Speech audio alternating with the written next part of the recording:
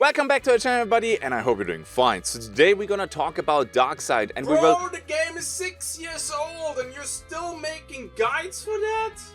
Do you really think that's still worth it? You know what, you actually do have a fair point, but there's still people checking out the game.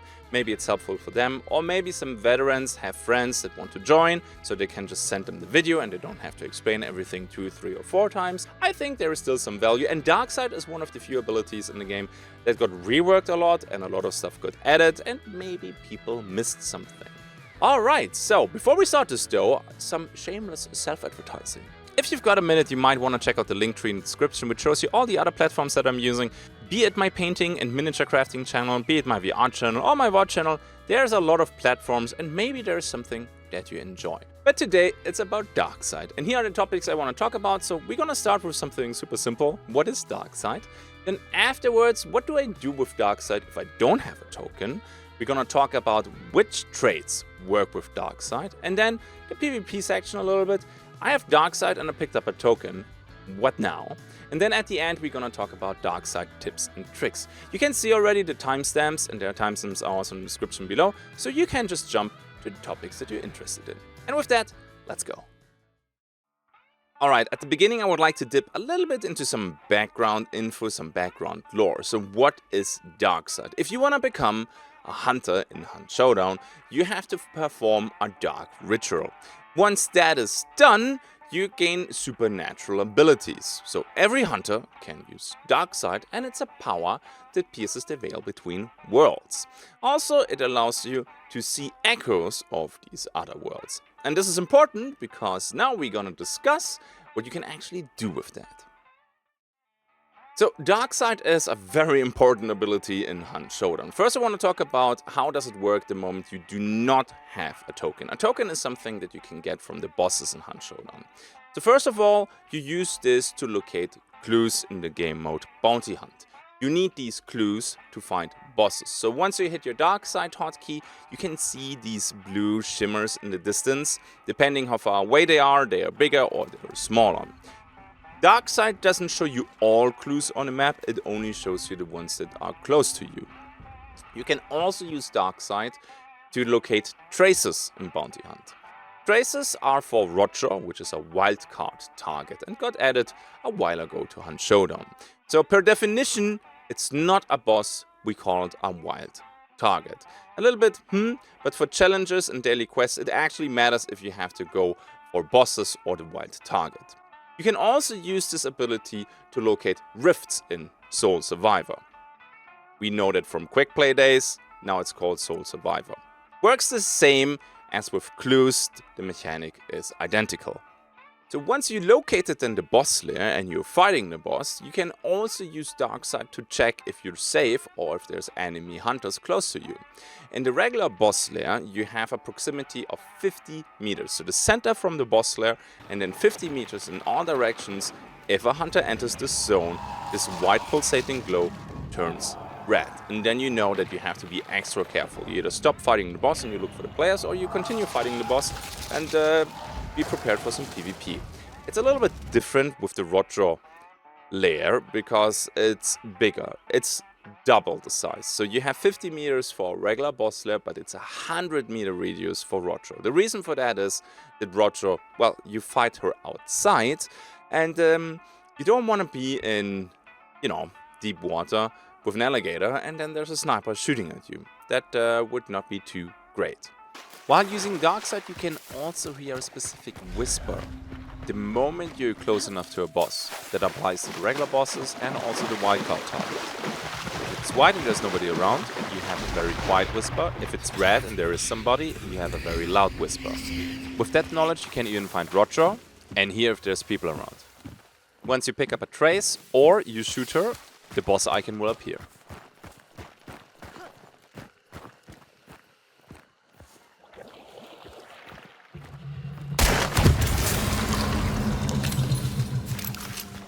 You can also use Darkseid once the boss is banished to roughly check the bounty location. So once you switch into Darkseid, you will see these lightning strikes coming down from the sky, and that tells you roughly the position where the tokens are.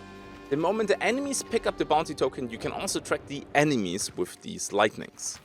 Pretty handy if you don't want to open the map the whole time.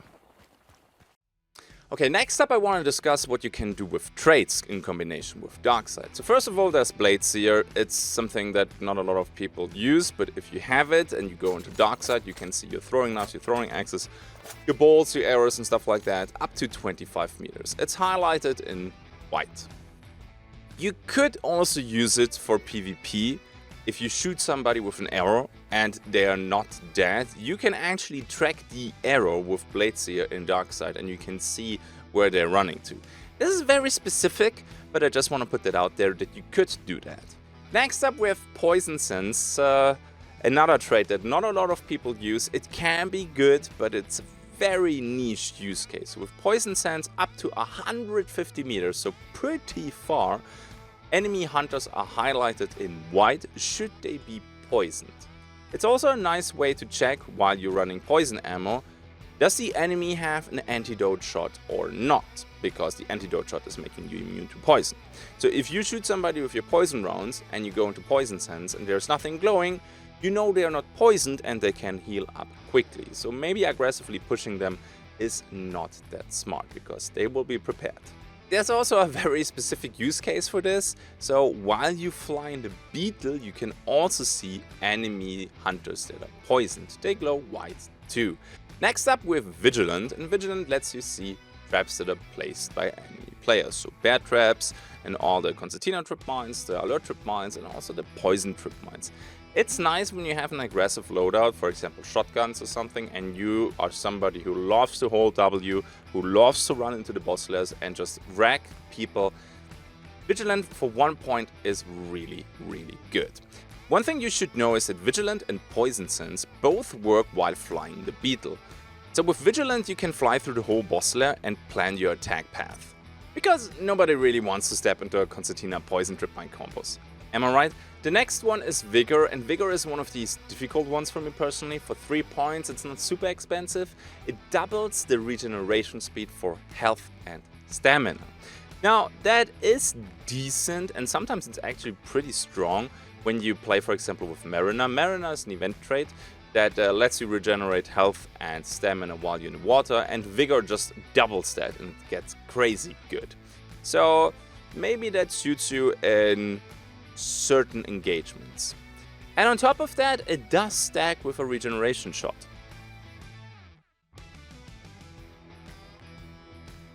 And although I'm not the biggest regeneration shot enjoyer, together with Vigor it can be kinda nice. Next up we have Necromancer, and Necromancer is one of these hit or miss traits, honestly. So it can be insanely good, it can be just, sometimes you just feed the enemies more kills. So what does it do? Necromancer, if your teammate goes down, you can use Darkside as long as you're within 25 meters of your teammate. And then you can revive them without going over there. You're sacrificing some health though, so you're gonna lose a small bar. You can play with big bars if you want to, although I advise against it. With a big bar, the auto regeneration will restore the missing health though, so you don't need every time a medkit should you revive a teammate with Necromancer, or maybe you run regeneration shots, then you don't need a medkit at all anyway. Here is the one thing that you have to pay attention to. It does not work once your teammate is burned out / lost all his or her bars. Okay, then you need to go and find a token first. With a token you can do a so-called Red Skull revive, and then you can play with your teammate again. There's one thing though that you have to keep in mind. Solo players can have Necromancer too, and now you're like, the hell? But how does it work? And they necromance themselves. So if you fight against a solo, it's always worth it to wait a little bit. Will they stand up or not? Or maybe place some traps on them or set them on fire.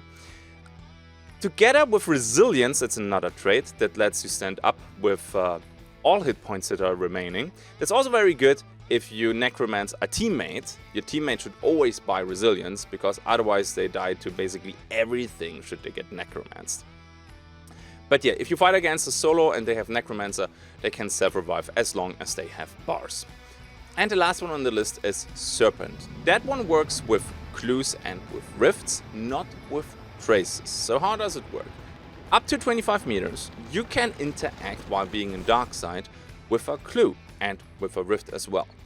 That can be quite handy because you don't have to clear all the AI that is around the clue, which makes of course a lot of sound and other people can hear that. You can also use Serpent to start a banish. If people kill the boss and they're sitting on a boss but they don't want to banish it for whatever reason, you can initiate that banish with Serpent. And if they banished it but they do not pick up the bounty tokens, you can use Serpent to slurp the token, which is kind of nice because sometimes people kill the boss and then sit next to the bounty and people think, oh, hey man, nobody picked it up, so there's nobody in the lair. They run in and then there's like 2 shotguns sitting right next to the token and they blast your face off. So Serpent can be pretty good. Now just keep in mind that for solos this is 50 meters, so they have double the range, which is kind of cool because sometimes you can well, you can use Serpent on clues and rifts that are in compounds and you can skip the whole compound, so you are crazy fast while traveling through the map. Now, I think that's all the traits that work with Darkside. I hope I didn't miss one. Maybe they're gonna add more traits that work with Darkside in the future. Now, keep in mind there's always some shenanigans during the events. I'm not gonna cover this. Like, for example, we had like Shadow Stab and other stuff that works with Darkside. I'm only covering the traits that are, you know, in the vanilla version of the game. And now it gets really interesting, Darkside with a token. So the moment you killed a boss or a white target and they're banished, they drop something on the floor that we call a token, and you can pick that up. That is necessary to enable Darkside boost. So as a team, each dude gets 5 seconds. So you can pick up 2 tokens, with the exception from Rodshaw. You can only pick up 1 because it only drops 1. Now, for solos, you can go up to 10 seconds. However, you need Magpie for that. So that is a solo-specific buff for Magpie. While you're using Darkside and you have the Darkside boost active, that is a little orange number at the bottom of your screen, you can see enemy hunters and beetles in orange. Now, the description of the game says it's 150 meters. However, I think it works reliably 120 meters. I think, yeah, 120 sounds better than 150. 150 is really, really far, so I would go with 120. Next thing is, how do I get Darkside boost back? So the moment you get another clue, you get 1 more second of Darkside boost. Or if you're a solo and you have Magpie, you get 2 seconds back. It's the same with looting hunters. Normally you only get 1 when you play in a team. And again, solo players that have Magpie, they can get 2 seconds. So what should you do once your Darkside boost is depleted? Well, they added Darkside Instinct recently to the game, and that works always. So the moment you hit Darkside and there's an enemy in 75 meters, you will have an orange glow around your border. That is pretty nice because sometimes you deplete all your sight during a boss lair battle, and that is a beautiful addition to the game because sometimes you have PvP battle around the boss lair, you deplete all your sight, you might get 1 or 2 seconds from looting enemy hunters, and then you have to cross the whole map where people might be waiting for you, or, you know, with utmost certainty. And with this, you just have your Darkside active, you tap it every few meters, and if the border is glowing orange, you know that there are enemies. Okay, and I think that's it for Darkside with tokens. We have 1 more chapter. Let's talk about tips and tricks. Okay, final chapter of this video, let's talk about Darkside tips. Now, I will cover more the basic stuff. There might be 1 or 2 advanced things in there. And you know what? If you have any ideas how to improve this, drop your Darkside tip in the comment section below. Okay, let's get this started. So what you can do when you're looking for clues or rifts or traces, you can just briefly tap your Darkside hotkey and it will highlight the clues. Now you're probably, why should I do that? Well, the moment you have a token and you have 10 seconds or 5 seconds of Darkside boost, you don't really want to deplete your Darkside boost just because you're looking for clues in Double Bounty, for example. So you can tap that and it will show you the clues, but it will not touch your Darkside boost. That is really nice because otherwise you just waste sometimes your Darkside boost, and this is something that you absolutely want to avoid. Now, before you think, oh nice, we have here some metagaming, so I always just tap my dark side hotkey while I have some boost and will highlight enemies. No, you will get shotgunned by a bush. Okay? So, clues pop up earlier than enemy hunters. So, you have to actually invest dark side boost time to see enemy hunters. Sometimes when you use dark side boost and you spin very quickly, you can see that the timer is not going down, but it is going down. Just not a full second, but it's still tracking that. Then what you should do is just use Darkside frequently for roadshow traces, or maybe you find a lair from roadshow. Using Darkside should become a habit. I see this a lot in my recordings, that I just randomly hit Darkside without any reason. It's just muscle memory by now, to every couple seconds or minutes. You know what, I'm just gonna tap that, I didn't do it in a while, and sometimes it pays off. Also, you should save Darkside for crucial areas, like the Darkside boost, obviously, okay? So, when you banish the boss, you got the token, nobody showed up, and you have to go to the extraction.